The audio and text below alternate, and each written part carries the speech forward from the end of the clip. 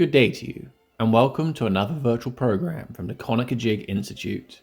In time for the fall bow season, this week's program will be on archery. The bow has touched cultures all across the world and been used in many different ways, from war, hunting, and sport. It is an undeniable icon. Native Americans are famous for their skill with a bow that dates back tens of thousands of years. The Conococheague Institute holds an incredibly large collection of stone arrowheads.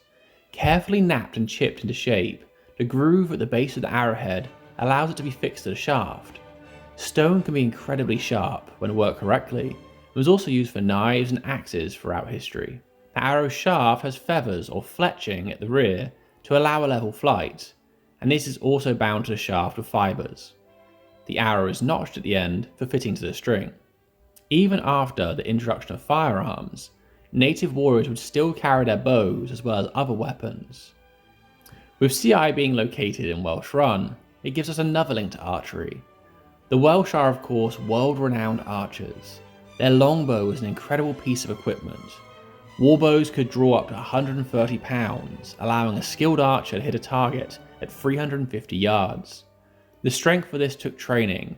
It was said to make a good archer, they had to train for 8 years. Many archers' skeletons unearthed show massive disproportion in their upper body. Welsh longbows were absorbed into English culture, and Welsh and English yeoman archers helped shape European history at the battles of Agincourt and Crecy.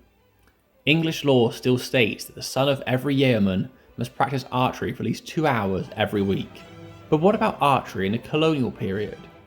Though the shorter training required for firelocks made the military use of bows obsolete, for competition, clubs, and for hunting, archery continued to be a popular pastime. Just as today, archery was a favourite activity for children too. In 2020, archery continues in its long tradition, with people using state-of-the-art technology in bows, hunting them within bow season, or being represented in popular culture. There are lots of wonderful resources online for making a bow with your family, though if you do, remember to practice safely. Tips for using a longbow. Stand upright in a comfortable, relaxed position, with feet shoulder width apart.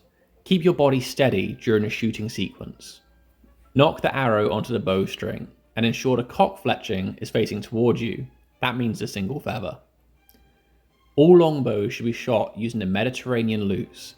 This means just the index, second, and third fingers are used.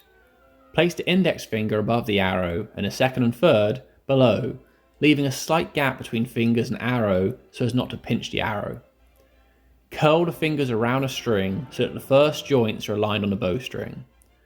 During the draw, maintain an even amount of pressure on all 3 fingers. During the draw, keep the elbow of the drawing arm shoulder high, as this will help bring into action the back muscles needed to draw the bow to full draw. Use the back muscles to pull the elbow of the drawing arm backwards in one smooth motion until the drawing hand is placed against the upper jaw. Your hand and body shouldn't move. Bring the bowstring to you, not the other way around. After aiming, loose by allowing the bowstring to slip off all the fingers at the same time for an even loose without deflection. During the follow-through, maintain stillness, especially in the bow arm. Moving your arm or your hand could deflect the shot, or end up in the string, hitting your arm pretty hard. If planning on taking up archery, be sure to follow all appropriate safety measures. Thank you for joining us for another virtual program. We hope you'll join us for another soon.